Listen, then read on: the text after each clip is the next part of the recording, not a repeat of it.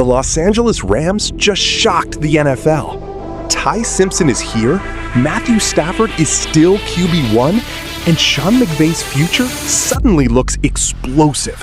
Sean McVay, unable to conceal his true feelings. He's a guy who understands 99% of the time. Everyone's watching, everyone's listening, everything you do. There are some moments where it doesn't matter. No. And he'll be asked about that, I think, I assume, I hope, somebody who covers the Rams when they meet with reporters tonight. Sean, you didn't seem very happy last night. Why was that? Mike, what was going on? Right. Yeah, you're going to have to answer that. And Mike, I mean, to me, here's the biggest telltale. Like you're talking about, one, the body language. Two, we're talking about quarterback in the NFL with one of the greatest offensive minds in the sport, and it feels like he was like, you talk about him, GM. I'm not talking about him. I didn't pick him. You want him. You talk about him. That's what it feels like right there. You're funny. It was closer to 2 than 32, which stunned me. It stunned the whole league. I don't think there's any doubt about that. When the draft got over, I got an influx of texts about that right there. Just like, man, can you believe the Rams, I'm paraphrasing, took Ty Simpson at 13. I don't think anybody thought that was really going to happen there. I don't. So, yeah, it's a shocking moment. It was one of the most shocking moment of the first round, I think, for sure, for a lot of reasons. And then it becomes more shocking once you see the McVay presser. That's where it becomes, they weren't in total agreement. Yeah, there's a lot of angles to it. I mean, first of all, for Ty, like if you could script where you could go, this would be the first choice. Obviously, you go to an organization knows what they're doing. They know how to develop and coach quarterbacks, scheme up quarterbacks, put them in favorable positions. He doesn't have to get on the field right away. That's from his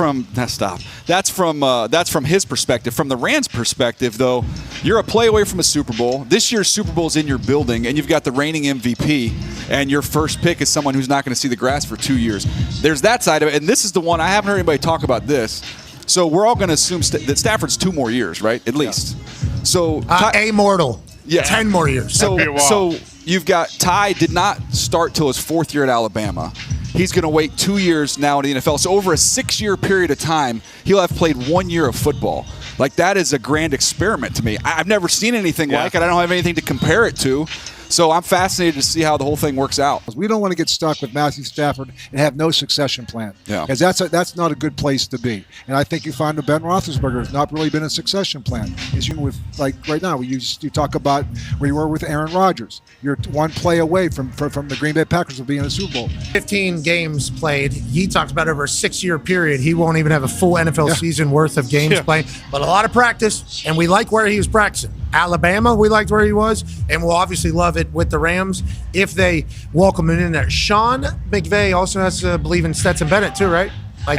Which he kind of has to. There's a lot of managing of how everybody feels in this managing egos. Yeah. We're keeping everything. I know you're a 13. You talk about being a franchise quarterback. Ty, I love you, but you're going to have to beat out number 2 first. Yeah. The Packers were at 26. So it's like, okay, yes, they traded into it, but even the players in the back half of the first round, those are almost second-round picks. Like the conversation this year was, hey, there's 15, 16 first rounders. And 13, is right there. Like, can you imagine if Kenyon Sadiq goes out and has, 10 touchdowns for the Jets, and then all these Rams fans are going to be thinking well, at least we got a backup quarterback, possibly third-string quarterback, instead of the number 1 tight end in the entire draft. Sean McVay had his reaction that he had. Sean McVay is a great coach, so obviously, especially to the quarterback position, we assume him and Ty will get along well. He immediately puts the fire out quickly and says he'll be competing with Stetson, because Sean McVay has to back Stetson as well, who he's a coach for. Yeah. And then it comes out, Ty never spoke to Sean McVay. That's your head coach and offense coordinator's quarterback position. Weird. And then, Albert Breer's like, fun fact, Rams general manager Les Snead and UT Martin coach Jason Simpson have a very strong relationship, to the point where Snead helped advise the family when Jason's son, Ty, was making a decision on whether or not to declare for the draft. Now, Ty Simpson, number 13 overall pick to the Rams. Les Snead says, you put him in draft. No wonder I'm why. fine. No I'm wonder why gonna he was take so care of you, confident boy. he knew he could come in the first round. He could show up in Pittsburgh. He knew he was going. My dad's best friend's gonna fucking pick me. Who cares? Who's the coach of that team? I don't know. I never met him. Never talked to him. Does that matter? Wait. What did he say on the phone? He said on the phone call with Sean McVay. Sean was very nice on the phone call. Yeah, he was. By the way, once again, because he's a player. Ty was great on the call, He's too. a coach. Ty said something about, like, can't wait to make some magic or do something. Set history, yeah, whatever. Yeah, something like Yeah. that. And Sean, I know Sean immediately, what Sean wanted to say was, okay. Yeah. But instead, Sean said, all right, I can't wait. Can we play this? Here, do we have audio on this? Hey, how's it going? Hey, it's Les Snead, Los Angeles Rams. How you doing? I'm good, man. We're sitting here at the 13th pick, so we're going to draft you with that pick. So I'm going to pass you to your new head coach, Sean McVay. Yes, sir. Hi. Pat, what's up, Coach? How you doing, buddy? I'm great. How are you? Good, man. Well, congratulations, man. Excited to get to work with you. It's going to be a lot of fun, buddy. Let's go make history, Coach. Yeah. No, and hey, enjoy this night, man. Okay. You earned it. Have fun. Tell your family we're excited to meet them, and can't wait to get going with you, buddy. Yes, sir, Coach. Appreciate you. Okay. All right. Yeah. All right, so everybody has the still shot of the way he looked and the way he said Stetson Bennett and everything. I heard that phone call, and as soon as I heard the all right, that was awesome, because I know Sean McVay is going to want to coach the shit out of this guy. Yeah. Like, Sean McVay is going to want him to be great. Sean McVay, coach, who's also going to be judged on the amount of Super Bowls that he wins, thinks to himself, man, it'd be great right now to go win a Super Bowl, but I guess we wait until Matthew's done, even though he just won an MVP and he's in the immortal chamber and he's feeling better than he's ever felt.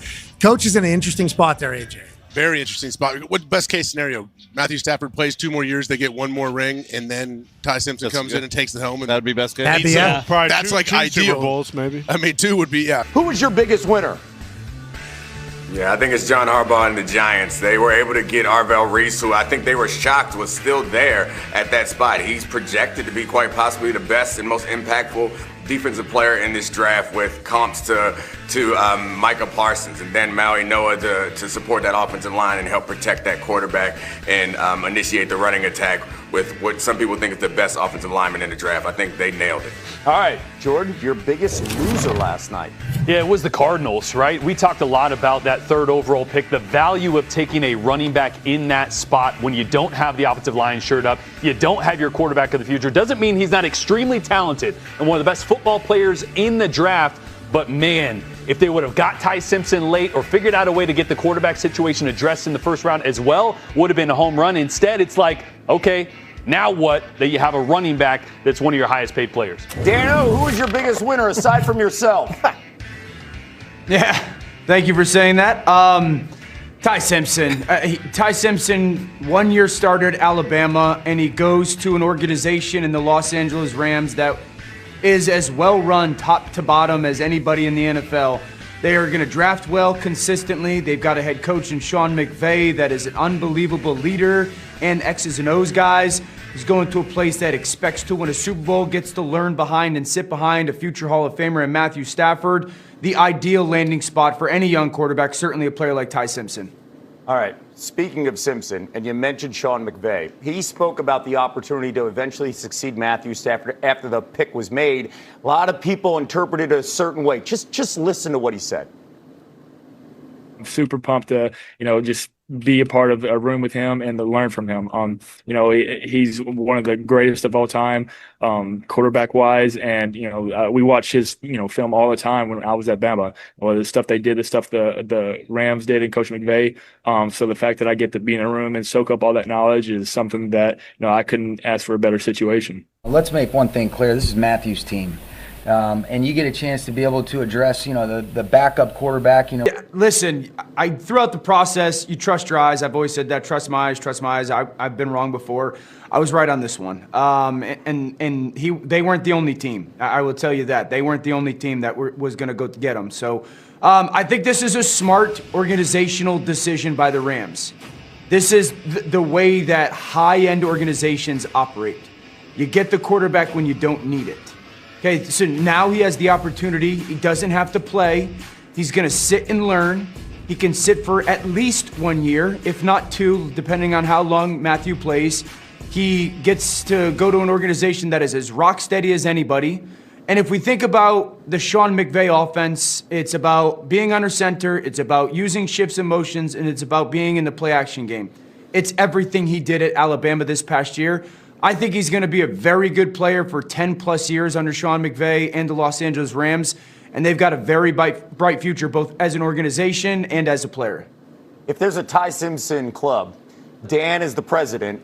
You came in as the vice president yesterday. Both you guys on this island with Ty Simpson said he's a first-round pick because he processes. Do you want to weigh in on how this played out for the Rams, especially at pick 13? No doubt. Yeah, I said back in December I thought his tape was better than Mendoza's, so it's always been there. But what I love is the reason why, and why it's a perfect fit for Ty Simpson, but also the Rams. What did we hear Les Snead? One of the first things he said about Ty Simpson, processing. I said yesterday I think he's the best processor, best quarterback between the ears in the entire draft. First thing Les Snead said. Then what did McVay said? He reads with his feet. And the system was an easy evaluation because he runs almost exactly what we run. So the fit is absolutely perfect. And then we just talked about, or Dan just alluded to, there is a high hit rate on taking a first-round quarterback with first-round traits, which he does, and first-round tape, and letting him sit for at least a year. Rodgers did it after Favre.